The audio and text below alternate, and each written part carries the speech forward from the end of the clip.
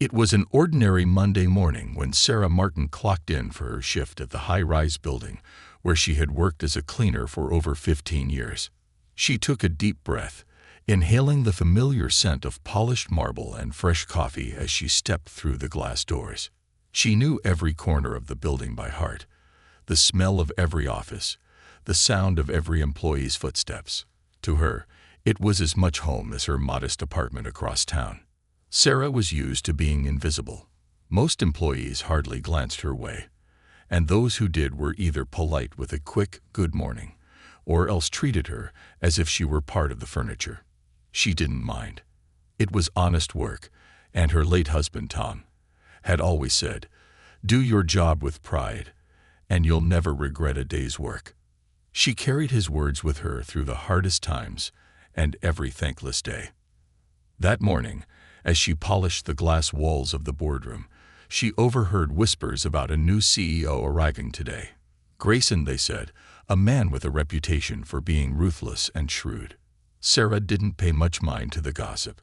CEOs came and went, and she'd seen her share of arrogant ones pass through. She went about her day as usual, mopping floors and dusting desks, blending into the background as she always did. It was around noon when she first encountered him. Tall, with a commanding presence and a sharp suit that looked like it cost more than Sarah's yearly salary, he swept past her without a second glance, leaving a trail of cologne and the unmistakable aura of someone who knew he was in charge. The first time they crossed paths, Sarah was dusting a row of potted plants in the executive wing. Grayson walked by, eyes trained ahead, entirely unaware of her presence. Or perhaps, as Sarah sensed from his cold, dismissive demeanor, he simply didn't care. Over the next few days, her path crossed his more often, and it wasn't long before she became acutely aware of his attitude. Grayson treated anyone beneath his rank as if they were invisible, or worse, insignificant. He'd speak harshly to receptionists and dismiss lower-level employees with a wave of his hand. But it was on a Friday afternoon, while she was cleaning the break room, that things escalated in a way Sarah hadn't anticipated. The room was empty when Grayson walked in, ranting on his phone about some deal that had fallen through. Noticing her in the corner, he paused and gave her a look of pure disdain. "Why are you still here?" he demanded, his tone cutting. Sarah, startled, explained calmly that she was finishing up her duties. He sighed, muttering something about how unskilled workers should at least learn to stay out of the way. Sarah held her tongue, feeling the sting of his words, but refusing to let him see her hurt. She was used to it, used to people assuming she was uneducated, incapable of understanding the world beyond her mop and bucket. The weekend passed, and Sarah hoped she'd be able to avoid him in the future. But come Monday, fate seemed determined to place them in each other's path. That morning, she was cleaning a window in the main lobby when Grayson strutted in with a group of high-ranking board members, his voice echoing off the marble floors as he bragged about his latest business ventures. Sarah was finishing up as they passed, and she caught a brief snippet of his conversation. "It's not just about the numbers. You need to be willing to make the tough calls. Get rid of dead weight. Like her." He gestured to Sarah without a hint of subtlety, just taking up space and resources. A few of the board members shot uncomfortable glances her way, but none of them spoke up. Sarah felt her cheeks flush, her heart pounding with a mixture of anger and embarrassment. She wasn't one to make a scene, but that comment lodged itself deep in her mind, simmering like a pot left too long on the stove. She wanted to say something, to stand up for herself, but she was painfully aware of her position. One wrong move, and she could be out of a job. As she left the building that night, Sarah's mind raced with thoughts of her late husband's advice. Tom had always been her greatest supporter, reminding her of her worth when she doubted herself. His voice echoed in her mind. "You don't have to prove anything to anyone, Sarah. They don't know who you are." And that was the thing. They didn't know who she was. None of them did. She kept her past, her history, hidden, tucked away like a delicate piece of family heirloom wrapped in cloth. But now, the world was about to find out. Unknown to most, Sarah was the only child of Howard Lancaster, the original founder of the very company Grayson now ran. Her father had been a quiet, compassionate man, a visionary who believed that every worker, regardless of rank, deserved respect. But he passed away unexpectedly, and his shares had fallen into trust, with Sarah as the sole beneficiary. Instead of stepping into the limelight after his passing, Sarah had chosen to observe from the shadows, working as a cleaner to get a first-hand look at how her father's legacy was being treated. It had been a personal mission of hers to see if the company truly upheld the values he had cherished. But Grayson's arrogance and disrespect had struck a nerve. It was no longer just about her. It was about the principles her father had stood for. That night, Sarah made a decision. She wasn't going to stay silent any longer. The next morning, she walked into the office as usual, but this time, there was a spark in her eyes that her colleagues hadn't seen before. She went through her shift with a quiet determination, completing her tasks meticulously as she always did.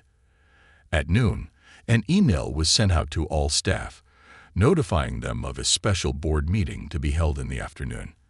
At precisely 3 p.m., Sarah made her way to the boardroom. She walked in, still wearing her cleaning uniform, and found the board members seated around the large oak table. Grayson was there too, looking annoyed and slightly perplexed as to why a cleaning lady was in a board meeting. His dismissive glare barely registered with Sarah as she took her seat, her expression calm and composed. One of the board members cleared his throat, announcing, "Sarah, as the sole heiress to Howard Lancaster's shares and his only child, you hold the majority interest in this company. Effective immediately, you have full authority over all executive decisions, including any personnel changes." Grayson's face turned a shade of red Sarah had never seen before. "This has to be a mistake," he stammered, his confidence crumbling as he realized the gravity of the situation. "She's just a cleaner. She can't be." "I think it's you who doesn't belong here, Mr. Grayson," Sarah said quietly, her voice steady. She locked eyes with him, and for the first time in his life, Grayson seemed truly humbled. The news of the cleaning lady, who held controlling shares of the company, spread like wildfire, causing ripples of shock throughout the building. Whispers turned to murmurs, then escalated to open speculation as employees tried to make sense of the astonishing revelation. Some people were excited, some were confused, and others were resentful that someone they had overlooked for years would suddenly have authority over them. But for most of them, the reaction was a mix of awe and uncertainty. Who was Sarah Martin, really, and how had she hidden such a monumental secret? For Sarah, the first few days after the board meeting were a whirlwind. She had never sought attention, and she certainly hadn't anticipated taking such a direct, public stance. The meeting had been an impulse, a moment where her values and her father's legacy had collided with Mr. Grayson's disrespect. It had felt like an act of justice, a necessary confrontation. But now, standing at the helm of the company her father built, she realized that this decision carried a weight she hadn't fully grasped. Grayson, meanwhile, was furious. In his mind, this turn of events was absurd, even insulting. He built his career on his reputation as a cutthroat executive, the kind of leader who valued results over relationships, efficiency over empathy. The idea that someone like Sarah, a mere cleaning lady, in his view, would have any authority over him was incomprehensible. He filed a complaint with the board, insisting that there must be some legal grounds to overturn the decision, claiming it was all a misunderstanding or an elaborate mistake. But the board members, perhaps wary of the scrutiny Grayson's arrogance had already attracted, advised him to accept the outcome gracefully or risk losing any remaining goodwill. Reluctantly, Grayson agreed to remain as an advisor, but it was clear he wasn't going to let go easily. Sarah found herself in an unexpected position of authority, navigating meetings and decisions she hadn't previously imagined. She spent her first days as CEO poring over the company's records, studying policies, and learning every detail of operations from the inside out. It was a steep learning curve, and her days were long, but she was determined to do justice to her father's legacy. Her vision for the company was clear. She wanted to create a place where every employee, from top executives to entry-level workers, felt valued and respected. A place that upheld the values her father had once cherished. As Sarah adjusted to her new role, she observed the employees who now worked under her with a more discerning eye. It became evident that her new title was more than just a position. It was a responsibility. She saw people who were clearly overworked and others who had been overlooked, just as she had been for so long. She could sense the fear and uncertainty in some, while others seemed to carry a silent, simmering resentment. And yet, there were those who looked at her with admiration, even pride, as if her story had rekindled something they'd once believed in. One day, while walking through the halls, she overheard a conversation between two employees in the break room. "I still can't believe it," one of them said, his voice a mix of disbelief and awe. "I mean, she's just a cleaner. How is she supposed to run a company like this?" The other employee, a woman Sarah recognized as one of the longest-serving secretaries, replied with a quiet but firm tone. "Maybe that's exactly what we need. Someone who knows what it's like to be on the bottom. Maybe things will finally change around here." Sarah couldn't help but smile. She knew there were skeptics, and she accepted that not everyone would support her. But for the ones who believed, she would do her best to prove that her position wasn't a fluke or a mistake. She would show them what real leadership looked like. But Grayson was not done making things difficult. He began subtly undermining her authority, pointing out flaws in her decisions during meetings, and sowing seeds of doubt among the employees. He was polite enough in public, but in private conversations, he'd make disparaging comments about Sarah's lack of experience, questioning her competence, and suggesting that the company would be better off with a real CEO at the helm. Sarah knew what he was doing, but she chose not to respond directly, determined not to stoop to his level. She was here to lead by example, and she had no intention of engaging in petty power struggles. Instead, she began implementing changes that spoke louder than words. One of her first decisions was to establish an open-door policy, allowing any employee to voice concerns or offer suggestions directly to her office.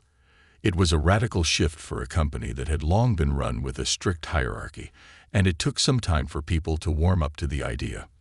But as word spread that Sarah genuinely listened and responded thoughtfully, more and more employees began to take advantage of the opportunity. They spoke of unfair practices, shared innovative ideas, and highlighted areas of the business that had been neglected for years. Sarah made notes of each conversation, carefully considering every suggestion, and little by little, she began to implement changes. Her approach wasn't without resistance. There were those who resented the idea of a cleaning lady turned CEO. Some senior executives, emboldened by Grayson's quiet campaign of doubt, openly questioned her decisions, pushing back on her initiatives with thinly veiled contempt. They argued that her policies were too idealistic, too lenient, that the company would lose its edge if it focused too much on employee satisfaction rather than profits.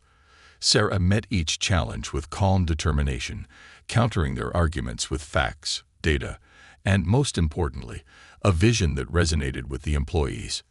But one day, a moment came that tested her resolve. Sarah had organized a town hall meeting to discuss the future of the company, inviting employees from every department to attend. The room was packed, with people lining the walls and standing in the aisles. She could feel the weight of their expectations, their hopes, and their doubts. As she spoke about her plans for the company, Grayson interrupted, his voice dripping with condescension. "With all due respect, Sarah, I'm not sure you understand the complexities of running a business of this scale. Your father may have founded this company, but it takes more than sentiment to keep it profitable. We can't afford to indulge every idealistic notion you have about employee happiness." His words hung in the air, and for a moment, the room fell silent. Sarah took a deep breath, steadying herself. She looked directly at Grayson, her gaze unwavering. "Mr. Grayson," she said calmly, her voice carrying through the room, "I understand that profitability is crucial. But what I also understand is that a company's success is built on the dedication and loyalty of its people. Without them, there is no profit, No growth, no future. My father believed in treating every employee with respect and dignity, and that's exactly what I intend to do." The employees erupted into applause, and Grayson's face turned a shade of red that spoke of his frustration and humiliation. Sarah knew this was only the beginning, but in that moment, she felt a surge of confidence, a validation of her vision. She wasn't just there to carry on her father's legacy. She was there to create a new one that was built on the strength and voices of the people who had been silenced for too long. As she looked out over the crowd, she saw faces filled with hope, gratitude, and a spark of pride that hadn't been there before. She knew there would be more battles to come, that Grayson and his allies wouldn't give up easily. But for now, she had won a small victory, a step toward the kind of company she wanted to build, a place where every voice mattered, from the boardroom to the janitorial staff. That night, as she walked through the empty halls, Sarah paused by the window overlooking the city. She thought of her father, of the values he had instilled in her, and of the people who had begun to believe in her vision. She was no longer just a cleaning lady. She was a leader, and this was only the beginning of the change she was determined to bring to the company. The boardroom was still buzzing with the echoes of that town hall meeting, where Sarah's words had resonated with employees in a way that Mr. Grayson's calculated strategies never had. But Grayson wasn't one to back down easily. The day after the meeting, he began devising a plan, determined to prove Sarah's approach was misguided and ultimately unsustainable. Sarah, however, wasn't oblivious to his intentions.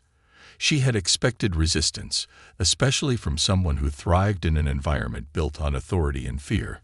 But she remained focused on her vision, determined to bring about change in a way that honored her father's legacy and respected the employees who made the company thrive. Over the following weeks, Sarah held more one-on-one meetings with employees from all levels of the company, creating a safe space for them to share grievances and concerns that had long been ignored. Many came forward with stories of unfair practices, unrealistic deadlines, and discriminatory policies they had faced under Grayson's leadership. Sarah listened intently, taking detailed notes and recognizing a common theme. The company had lost sight of its people, focusing solely on profit margins at the expense of morale and well-being. She could feel a sense of purpose building within her, fueled by a determination to make things right. Then came the day of the quarterly earnings review, a critical meeting where Grayson intended to strike. He had spent weeks preparing a detailed presentation that highlighted Sarah's idealistic policies and projected a sharp decline in profits if they continued. He planned to convince the board that her initiatives were bleeding the company of its competitive edge, an argument he knew would play well with certain members of the board who valued the bottom line above all else. As the meeting began, Sarah took her seat at the head of the table, meeting each board member's gaze with quiet confidence. Grayson stood up, a smug expression on his face as he launched into his presentation. Slide after slide, he outlined the impact of Sarah's changes on the company's projected earnings, emphasizing every potential loss. "If we continue down this path," he said, his voice dripping with mock concern, "we risk jeopardizing everything this company has worked so hard to achieve. We need a CEO who understands the importance of financial discipline, not just idealism." He turned toward Sarah, his expression challenging, as if daring her to respond. Sarah stayed silent, allowing him to finish his presentation, his words hanging heavily in the air. When he finally sat down, a few board members looked at Sarah, their faces a mix of concern and expectation. This was her moment to address the criticism head-on. She stood, calm and collected, her eyes scanning the room. "I understand the concerns raised by Mr. Grayson," she began, her voice steady. "It's true that we're making changes, and with any change, there are risks. But I believe these are risks worth taking. This company was founded on principles of respect, integrity, and community. Over the years, those values have been overshadowed by profit-driven decisions. I believe that by investing in our people, by showing them that they matter, we're laying the foundation for a stronger, more resilient company." She moved closer to the table, her voice unwavering as she continued. What we may lose in short-term profits, we gain in loyalty, productivity, and innovation. People perform at their best when they feel valued. I've spoken to dozens of employees who felt unheard and overlooked. They are now excited to contribute, to bring new ideas to the table, because they know their voices matter. Our profits may dip in the short term, but in the long term, a motivated, engaged workforce will drive us to new heights. A silence fell over the room as her words sank in. Several board members looked thoughtful, while others exchanged glances, seemingly weighing her words. Grayson, however, was visibly unimpressed, and Sarah could sense he was already planning his next move. The meeting concluded with no immediate resolution, but Sarah felt a flicker of hope. Some board members were starting to see her perspective, and she knew she had planted the seeds of change. The next day, Sarah called an all-staff meeting. The room filled with employees from every department, the air thick with anticipation. Sarah stood at the front, ready to unveil a new initiative she hoped would set the company on a transformative path. Today, she began, her voice warm and welcoming. We're introducing a work-life balance program that will ensure every employee has the time and support they need to thrive both at work and at home. We're also launching a mentorship program where every team member will have access to senior executives who can provide guidance and support. She paused, taking in the hopeful faces around her. I want you all to know that this company values each one of you. Your contributions are the heartbeat of this place, and together, we'll create a workplace that respects and uplifts everyone. The response was immediate.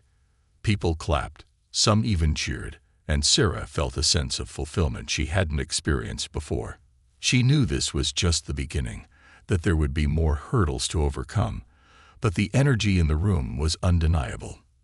Employees began speaking up, sharing ideas, and volunteering for the new programs.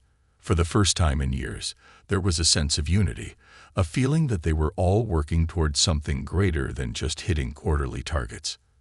But Grayson, unwilling to be outmaneuvered, started working behind the scenes, quietly rallying a faction of senior executives who shared his concerns about Sarah's leadership style. He hinted that her policies were soft and would ultimately weaken the company's competitive edge.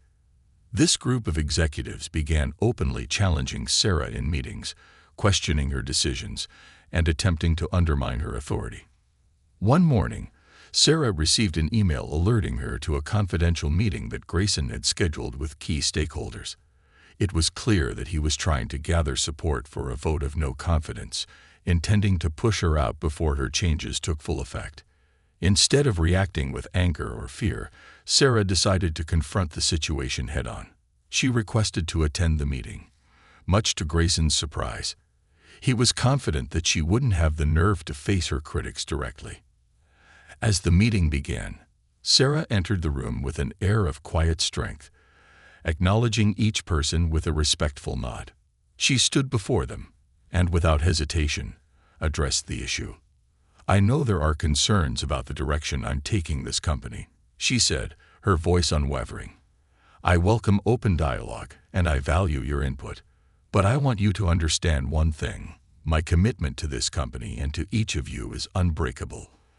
I believe in what we're building here, and I'm not afraid to take the necessary steps to see it through. She outlined her vision once again, but this time with concrete examples of companies that had thrived by investing in their employees. She shared case studies, data on productivity, and evidence that companies with high employee engagement consistently outperformed those driven solely by profit. Her argument was compelling, backed by both logic and a passion that was hard to ignore. Grayson's plan to undermine her lost momentum, and as she concluded, several stakeholders nodded in agreement, their doubts visibly waning. Grayson, however, was far from defeated. He was already plotting his next move, determined to regain control. But for now, Sarah had won another small victory, one that strengthened her resolve and garnered her even more support among the employees. In the days that followed, the atmosphere within the company began to shift. Employees felt more empowered, more willing to take initiative, and a sense of camaraderie emerged that hadn't been there before. People were no longer just doing their jobs. They were working together to build something meaningful, something they could be proud of. Sarah knew there was still a long way to go, and that Grayson was waiting for the next opportunity to strike. But as she looked around at the people who now believed in her vision, she felt a renewed sense of purpose. Her father's dream was finally coming to life, one small victory at a time. And though the road ahead would undoubtedly be filled with challenges, Sarah was ready to face them all. She was no longer just the cleaning lady. She was the leader her father had always believed she could be. And with every obstacle, with every moment of resistance, she grew stronger, more determined, and more certain that this was exactly where she was meant to be. The shift in the company's culture was palpable, spreading through departments like a quiet but unstoppable wave. The work-life balance program and mentorship initiative quickly took root, and employees who had once kept their heads down began to step forward, sharing ideas and speaking up in ways that hadn't happened in years. They finally felt safe to voice their opinions and contribute to something bigger than themselves. For Sarah, witnessing this transformation was deeply rewarding. It was proof that her father's vision was alive and well, slowly weaving itself back into the fabric of the company he had built with such care. But not everyone was inspired by this shift. Grayson's frustration was reaching a breaking point, and his resentment towards Sarah had begun to harden into a bitter resolve. He saw the new policies as little more than distractions, a drain on resources and time, and he resented the growing admiration the employees held for her. To him, Sarah's compassionate approach was a weakness, something that would ultimately leave the company vulnerable. He had lost face in front of the board after his attempt to rally support against her had backfired, and he couldn't let go of the humiliation. In his mind, the only way forward was to regain control, no matter what it took. A few days later, Grayson quietly arranged a meeting with a group of loyalists among the senior executives, individuals he knew shared his views or who had benefited from his patronage in the past. They met in the shadows of a private conference room, away from the prying eyes of employees who might report back to Sarah. As he outlined his plan, his voice was filled with barely concealed anger. "If we let her continue like this," he warned, "she'll turn this company into a charity. Profit margins will shrink, innovation will stall, and we'll lose the competitive edge we've worked so hard to build." The executives nodded, murmuring in agreement. Some of them missed the old days when they held power unchecked and decisions were made with the bottom line as the only measure of success. They hadn't signed up for a company that prioritized people over profits, and Grayson's words stoked the embers of their discontent. They discussed potential strategies, ways to subtly undermine Sarah's initiatives without openly opposing her. Some suggested delaying the rollout of her programs, misreporting budgets, and creating obstacles that would make it seem like her changes were causing operational inefficiencies. Meanwhile, Sarah remained unaware of the undercurrent of resistance building against her. She was fully immersed in her vision, spending countless hours meeting with employees, working alongside department heads to implement new policies, and building relationships with people who had once felt forgotten. It was exhausting, but fulfilling, and she was beginning to see the impact of her efforts. Productivity had increased, sick days were down, and people seemed genuinely happier to come to work each day. She was proud, but she knew that lasting change took time and persistence. One afternoon, however, Sarah received an anonymous email with a single line: "Not everyone shares your vision." The message was vague, but the words stuck with her. She brushed it off as likely coming from someone resistant to the changes, yet it left her unsettled. She decided to keep a closer eye on the senior leadership, especially those who had been close to Grayson before her takeover. She noticed small things: meetings postponed without reason, reports delayed, decisions that seemed to go against the spirit of her new policies. She began to suspect that Grayson was orchestrating a quiet rebellion, but without concrete evidence, there was little she could do. Then, one morning, disaster struck.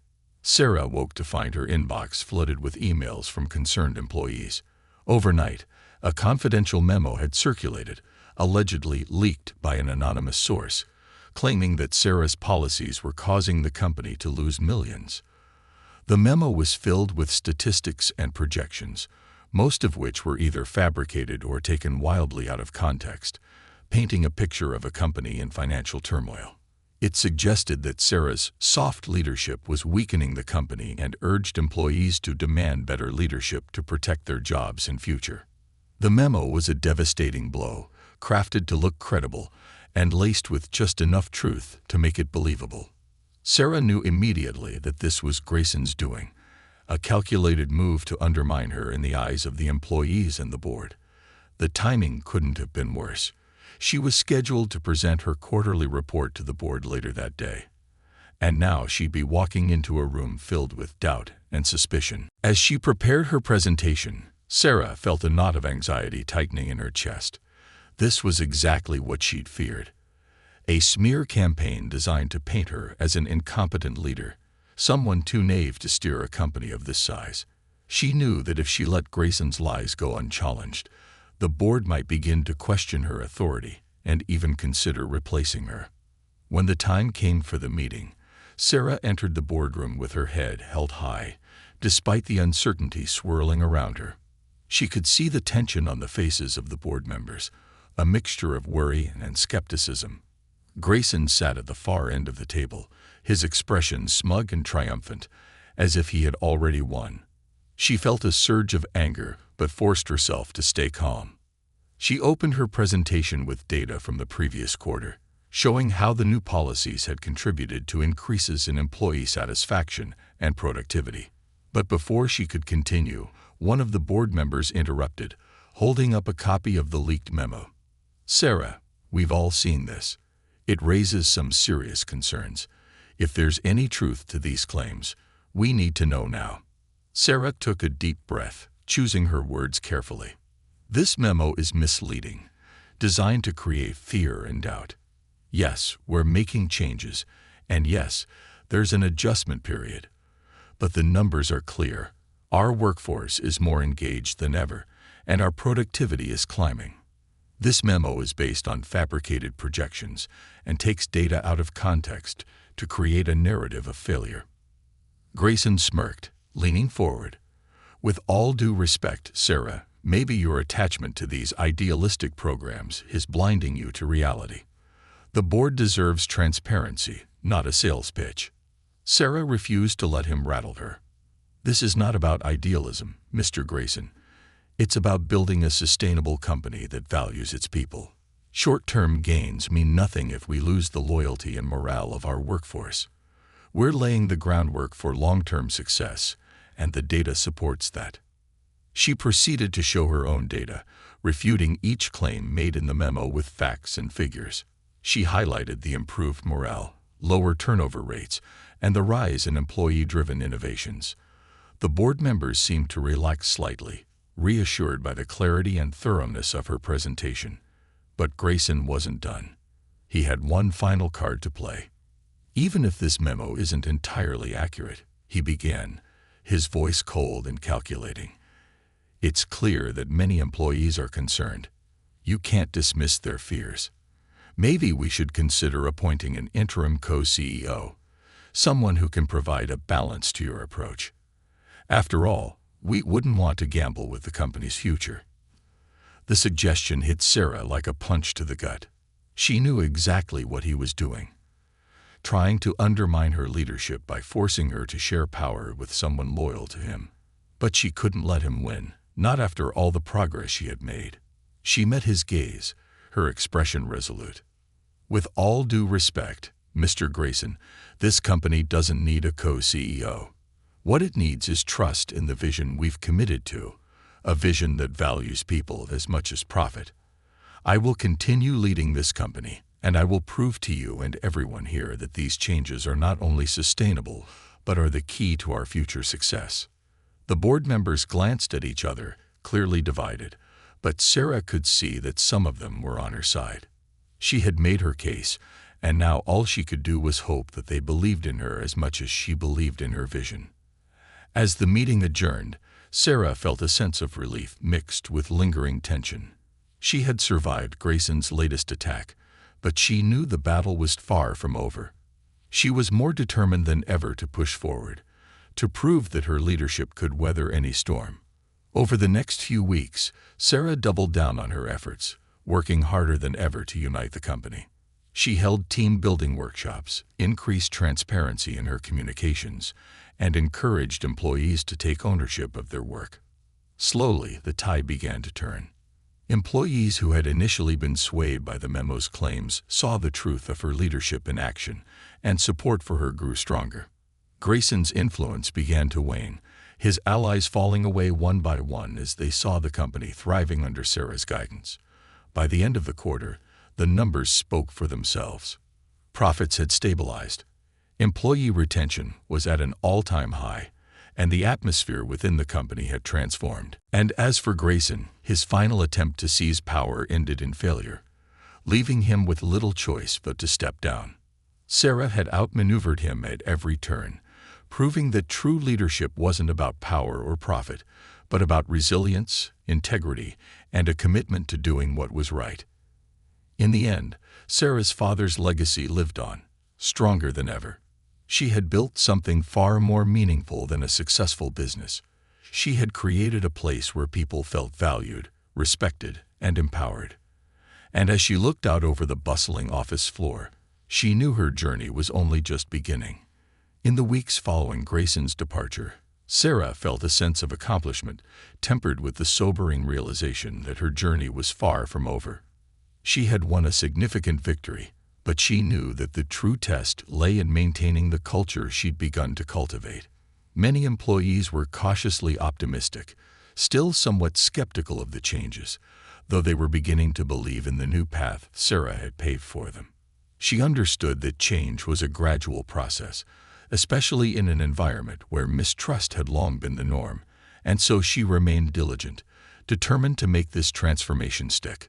One of Sarah's first initiatives post-Grayson was to formalize a mentorship program that paired senior executives with employees from all levels. She saw this as an opportunity not only to encourage growth and development, but to break down the rigid hierarchies that had once dominated the company's culture. It wasn't easy. Some executives were hesitant, reluctant to interact closely with junior employees, still clinging to outdated notions of power and rank. But Sarah was undeterred. She reminded them that mentoring was as much about listening as it was about leading, and that fostering a culture of mutual respect was crucial for the future of the company. Over time, the walls between departments and levels of seniority began to soften, and the mentorship program became one of the most cherished aspects of the new workplace environment. As Sarah's reforms gained traction, word of the company's transformation began to spread beyond the office walls.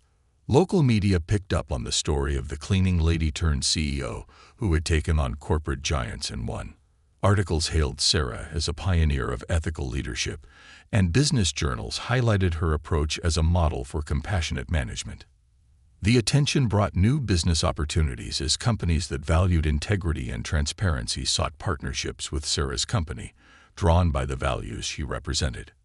But with this newfound fame came unexpected challenges. Investors began to express concerns over the company's commitment to ethical practices, questioning whether Sarah's leadership would ultimately affect their returns. Some speculated that she was too focused on soft values, concerned that her people-first approach might compromise the company's competitive edge. Sarah received emails and messages from worried investors, some politely inquiring about her long-term goals, while others were more blunt, accusing her of jeopardizing their profits with her sentimental reforms. She realized that if she wanted to preserve her father's legacy, she needed to convince not only her employees, but also the shareholders that compassion and profitability weren't mutually exclusive.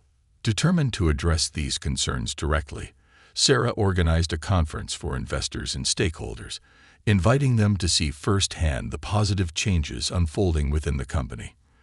The event was meticulously planned, with a series of presentations, workshops, and employee testimonials designed to demonstrate the tangible impact of her initiatives.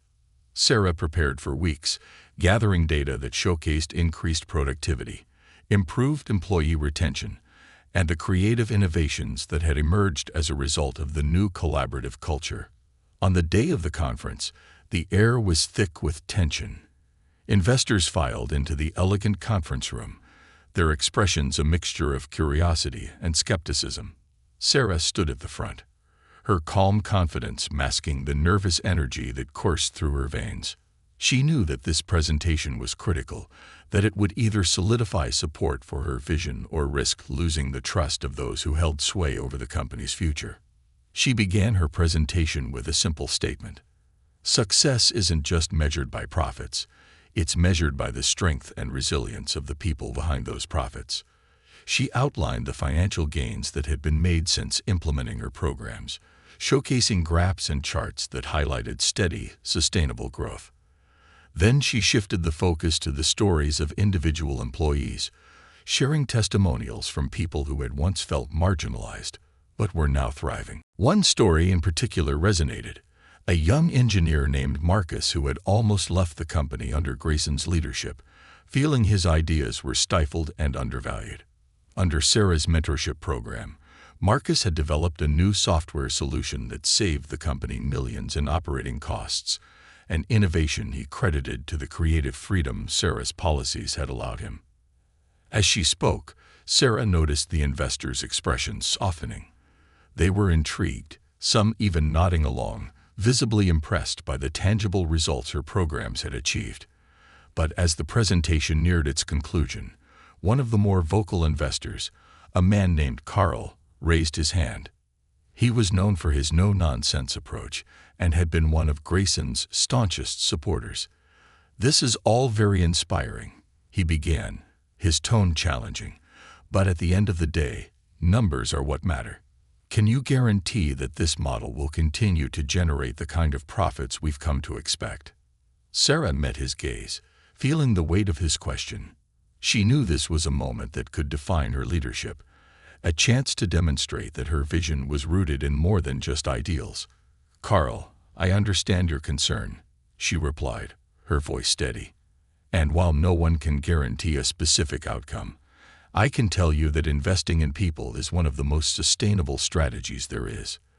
When people feel valued, they give their best effort, they innovate, and they stay loyal. Profit is not the enemy of compassion. It's a byproduct of it." She continued, "Every company faces ups and downs, but companies that foster loyalty and dedication, where employees are engaged and committed, weather those storms better than those driven purely by short-term gains. If we want to build something that lasts, something that isn't just a flash in the pan, we need to build it on a foundation of trust and respect." There was a murmur of agreement from some of the investors, and Carl seemed to consider her words, his stern expression softening slightly.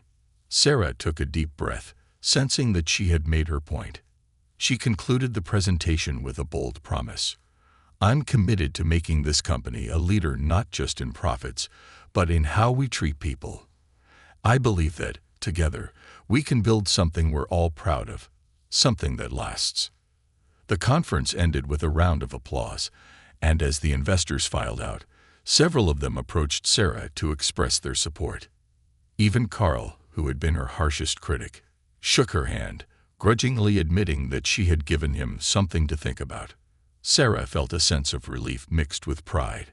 She had faced her critics head-on and emerged with a newfound respect from those who once doubted her. As she returned to her office that evening, Sarah reflected on the journey so far. She had fought hard to make her vision a reality, and while there were still battles ahead, she felt a renewed sense of purpose. She knew she was building something meaningful, a company that valued integrity as much as it valued success. In the following months, the company flourished. Employee engagement reached new heights, and profits steadily increased, proving that Sarah's model was not only sustainable but highly effective.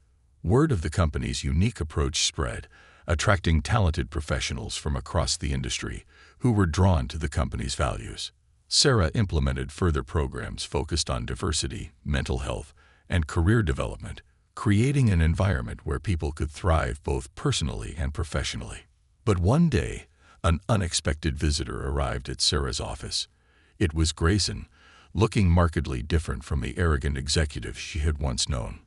He seemed humbled, his once impeccable suit slightly rumpled, his expression weary. After a tense moment he spoke, his voice devoid of the bravado that had once defined him. "Sarah," he began, "I came to apologize. I didn't understand what you were trying to do back then. I thought it was naive, foolish even. But now, I can see I was wrong." Sarah listened, her surprise tempered by caution. Grayson went on to explain that he had taken a position at another company, one that valued profit above all else, and he had seen firsthand the damage that approach could do. He admitted that he had been too focused on immediate gains, too blind to the importance of people. "I didn't get it," he admitted, his voice soft. "But you did. You saw something I didn't. And you were right." Sarah considered his words, a part of her tempted to dismiss his apology, remembering the pain he had caused. But she knew that forgiveness was part of the compassion she championed. She nodded, accepting his apology with quiet grace. "Thank you, Grayson. It takes courage to admit when you're wrong." As he left, Sarah felt a profound sense of closure. The challenges she had faced, the battles she had fought, they had all led to this moment, a testament to the strength of her convictions. She had not only protected her father's legacy, but had expanded it, creating a place that was a beacon of respect and integrity in an industry often dominated by cutthroat tactics. In the months that followed, the company's success became a case study, featured in business schools and industry conferences as a model for ethical leadership. Sarah's story was shared far and wide, inspiring countless leaders and employees to believe that kindness and profitability could indeed coexist. And as for Sarah, she continued her work, knowing that her journey was far from over. She had built a company her father would have been proud of, a place where every voice mattered, where every person felt valued. She had proven that true leadership was not about authority or power, but about resilience, compassion, and an unyielding belief in the potential of people. And with each day, she looked forward to the future, confident that she had built not just a company, but a legacy that would endure for generations. The years that followed solidified Sarah's position, not only as a respected leader in her company, but as an influential figure in the business world at large. Her approach became a shining example of how empathy and integrity could drive sustainable success. Her company grew steadily, branching into new markets, launching innovative products, and securing partnerships with like-minded organizations.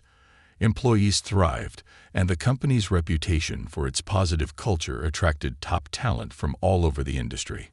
Sarah felt an immense pride each time she looked around the office, seeing the community that had blossomed under her leadership. But even as her company prospered, Sarah's influence began to extend beyond its walls.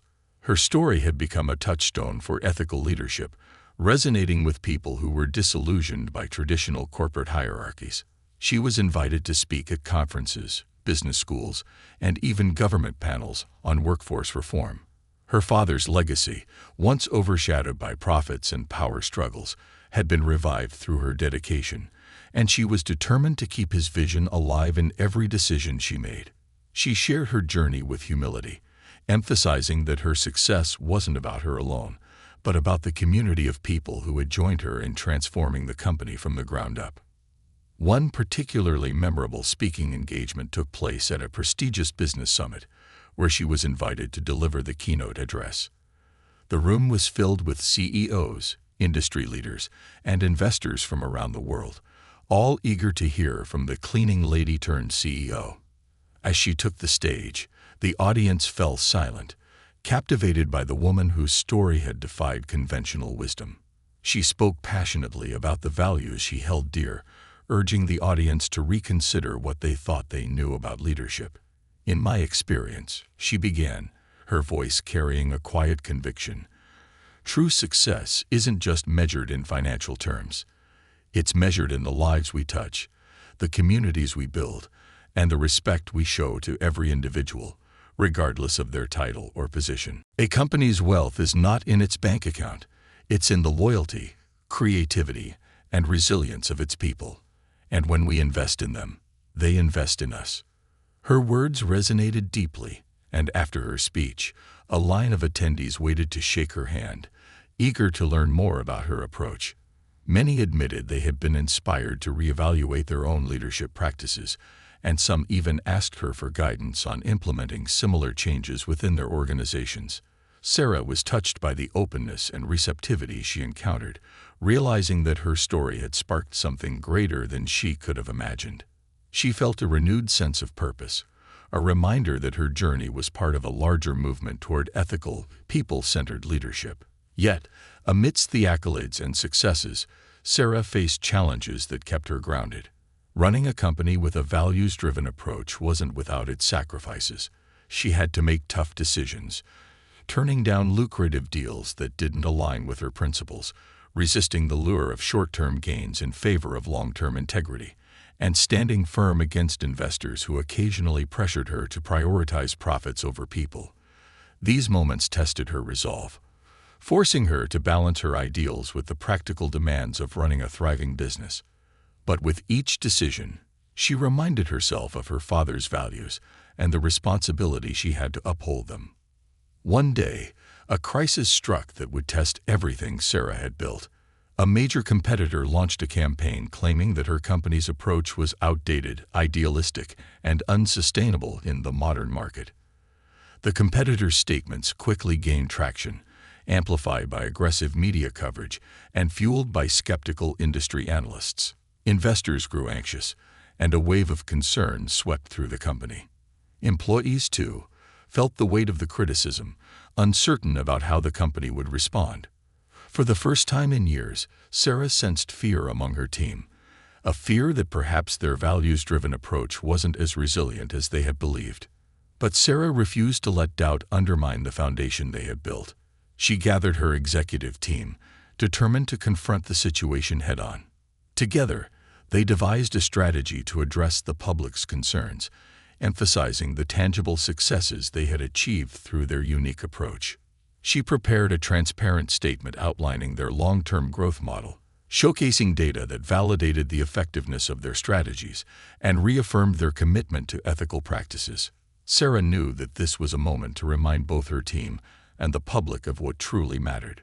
Rather than engaging in a public battle with the competitor, Sarah focused on reinforcing her company's values from within.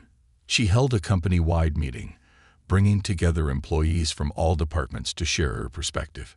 Standing in front of her team, she addressed the challenges they were facing with honesty and humility. "I know it's easy to feel shaken by the criticism," she said, her voice calm but resolute. "But remember why we're here. We're not just building a company. We're building a community that values respect, integrity, and kindness. And that's something no amount of criticism can take away from us." Her words seemed to reignite a spark within the team. Employees began rallying around her, reaffirming their commitment to the company's mission. They shared their own stories, reminding each other of the impact the company had on their lives and the pride they felt in being part of something bigger than themselves. In the days that followed, employees took to social media, sharing personal anecdotes about the supportive work environment, the mentorship programs, and the sense of belonging they felt. Their testimonials spread across platforms, creating a groundswell of support that overshadowed the competitors' criticism and demonstrated the strength of Sarah's leadership in a way no press release could. The public response was overwhelming. Customers, former employees, and even competitors voiced their support, commending Sarah for standing by her values. The company's reputation soared, and Sarah's story continued to inspire people around the world. It became clear that her leadership had created a ripple effect, one that was reshaping not only her company but the industry as a whole. Years passed, and Sarah's company flourished, becoming a symbol of ethical business practices and a model for compassionate leadership. She expanded the mentorship program, created scholarships for underrepresented individuals, and developed partnerships with community organizations to give back to the society that had supported her journey. Her approach sparked a movement, inspiring other companies to adopt similar values-driven practices. She watched with pride as more leaders recognized the importance of investing in their people, treating employees with respect, and building businesses that contributed positively to their communities. As Sarah neared retirement, she began to reflect on the legacy she would leave behind. She knew she couldn't leave the company forever, but she was determined to ensure that her values lived on. She began grooming a successor, a young executive named Emily who had risen through the ranks under her mentorship program. Emily shared Sarah's passion for people-centered leadership and had proven herself to be a compassionate, strategic thinker. Sarah worked closely with her, instilling the values that had guided her own journey and preparing her to carry forward the legacy of ethical leadership. On Sarah's last day as CEO, the company organized a farewell celebration in her honor. Employees, board members, and community leaders gathered to express their gratitude and bid farewell to the woman who had transformed not only their workplace but their lives. Speeches were given, stories shared, and laughter echoed through the hall. Sarah felt an overwhelming sense of fulfillment, knowing that she had not only upheld her father's legacy, but had created one of her own, a legacy rooted in respect, kindness, and resilience.